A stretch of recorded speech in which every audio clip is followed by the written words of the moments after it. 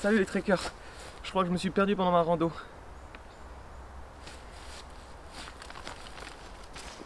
Et salut, c'est Alex et on se retrouve aujourd'hui pour une nouvelle vidéo qui parlera de l'orientation en montagne et plus particulièrement de Gaia GPS, une application que j'utilise et qui n'est pas très connue. Donc j'ai voulu vous partager ça avec vous. Personnellement, c'est mon ami Imar Madman Team sur Instagram qui me l'a fait découvrir et c'est vraiment révolutionnaire. Je vous invite d'ailleurs à aller le suivre et le soutenir. C'est vraiment un explorateur, un aventurier et un randonneur fou qui fait des projets les plus dingues à chaque fois les uns que les autres. Donc allez lui donner de la force, je vous mets son lien juste ici. Alors pour que tout soit clair entre nous, ceci n'est pas une vidéo sponsorisée, je ne reçois absolument rien de la marque, c'est juste que je trouve cette application vraiment géniale, donc je les ai contactés, je leur ai demandé s'ils étaient d'accord pour que je fasse une vidéo de présentation de leur application, et en échange ils m'ont donné un code promo pour vous d'une semaine d'essai gratuit de l'application. De toute façon on va y revenir tout ça juste après. Également, petit avertissement, cette vidéo n'est absolument pas un tuto de comment s'orienter en montagne. Je fais juste un résumé des bases qu'il faut avoir et une présentation de Gaia GPS, rien de plus. Avant toute chose, apprenez à lire une carte. Que ça soit en version papier comme ici ou en version électronique, c'est vraiment la base. Il faut savoir lire une carte, comme par exemple l'échelle. Ici, comme la plupart du temps sur les cartes IGN, 1/25 millième. Ça veut dire que 1 cm sur la carte est égal à 25 000 cm dans la réalité, soit 250 mètres. Donc 1 cm est égal à 250 mètres. Que ça soit les courbes de niveau également. Je vais vous mettre un screenshot. Les courbes de niveau vous indiquez, on va dire, le degré de la pente. Plus les courbes de niveau sont rapprochées, plus la pente est raide. Et plus les courbes de niveau sont éloignées, plus la pente est douce ou plate, on va dire. Les sentiers, quant à eux, sont souvent en traits pointillés. Et les sentiers les moins empruntés et plus difficiles sont souvent en points pointillés. De toute façon, je vous mettrai des exemples, comme je vous l'ai dit, dans la vidéo. La boussole, cet élément, comme son nom l'indique, vous permet de savoir où se trouve le nord et de garder un cap, notamment quand vous évoluez hors sentier. Le mieux est d'associer votre boussole avec votre carte. Le nord théorique sur votre carte se trouve vers le haut dans le sens de lecture. Il vous faudra ensuite trouver le nord avec votre boussole et l'aligner avec votre carte. Troisième point, c'est l'altimètre. Comme son nom l'indique, cet outil vous permet de connaître votre altitude. Même si l'utilisation des courbes de niveau peut suffire, l'utilisation d'un altimètre vous permet en fait de faire la corrélation entre votre altitude réelle et celle de votre objectif noté sur la carte. Imaginons que j'ai un refuge à trouver à 1250 mètres. Et bien je regarde mon altimètre et s'il m'indique 1230 mètres, c'est qu'il faut que je monte.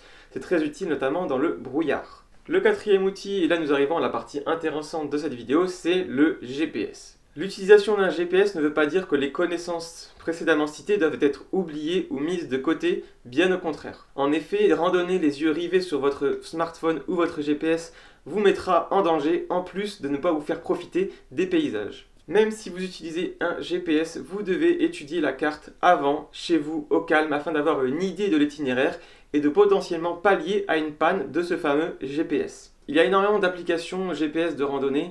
Personnellement, j'ai commencé par utiliser Visorando, puis GPX Viewer. Donc la première, c'est vraiment un site avec des données de randonnée. Vous choisissez la randonnée et l'application vous guide. GPX Viewer, quant à elle, est une application où vous rentrez des traces GPX ou KML et vous les suivez avec l'application. Les points GPX et points KML sont des fichiers lisibles par les GPS. Maintenant, passons à Gaia GPS, l'application que je voulais vous présenter et que j'utilise depuis 6 mois et qui a vraiment révolutionné ma façon de randonner et qui bouffe mon temps aussi puisque je passe des heures à étudier la carte, à peaufiner des itinéraires, à imaginer des itinéraires. Donc c'est vraiment un outil génial. Gaia GPS est une application pour les aventures outdoor, que ce soit à pied, en vélo, à cheval, à moto ou en 4x4. Deux versions s'offrent à vous. La version gratuite où vous pourrez enregistrer des activités comme sur Strava par exemple, créer des itinéraires, découvrir la carte dans ses moindres détails en naviguant dessus, en créant des dossiers et en les partageant avec vos amis. La version payante, quant à elle, pour 33 € par an, donc 2,75 € par mois, vous permettra d'avoir des choses en plus, comme par exemple l'accès aux cartes pour le ski de rando, le VTT, les pistes de moto et de 4x4, cartes de pêche et nautique, la météo et le risque incendie dans la zone ciblée. Mais surtout, l'avantage de la version payante, c'est qu'elle vous permet en fait de télécharger les cartes en avance et ainsi d'utiliser l'application sans réseau mobile ni internet, ce qui est fortement utile en montagne puisqu'il n'y a très souvent pas de réseau. L'un des gros avantages selon moi de Gaia GPS, c'est sa facilité d'utilisation et son ergonomie. En effet, beaucoup d'applications comme Iphigénie, pour ne citer qu'elle, lorsque vous devez suivre par exemple des chemins tortueux en lacet, vous devez faire des centaines de petits points droits pour essayer de suivre le tracé de la piste. Avec Gaia, lorsque vous cliquez sur un point un peu plus haut et un peu plus bas, en fait, l'application va se calquer automatiquement sur le sentier le plus proche, ce qui va vous faire gagner énormément de temps lors de la préparation de vos itinéraires et vous aurez une trace GPS de bien meilleure qualité. Également, l'application peut être utilisée en simple carte électronique et non pas en GPS, ce qui vous permettra d'avoir votre position et votre altitude sur la carte sans vous trimballer une carte papier qui prendra l'eau en cas de forte pluie et un altimètre en plus. Je vous mets à présent à l'écran des exemples d'utilisation et de fonctionnalité de l'application et je vous laisse regarder ça, ça prend quelques secondes.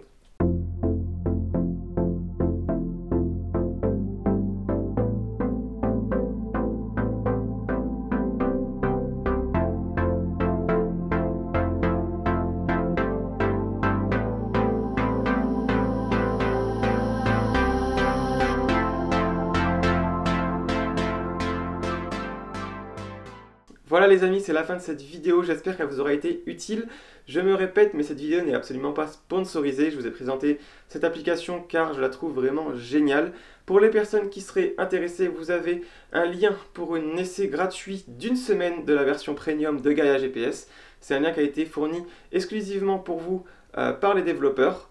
Donc ça permettrait également de me soutenir en plus des pouces bleus, des abonnements et des commentaires. Également, je voulais vous remercier du fond du cœur puisque si j'arrive à avoir ce genre de code promo, de partenariat, on va dire, de travailler avec des marques comme ça, c'est grâce à vous puisqu'on est maintenant plus de 700 sur la chaîne.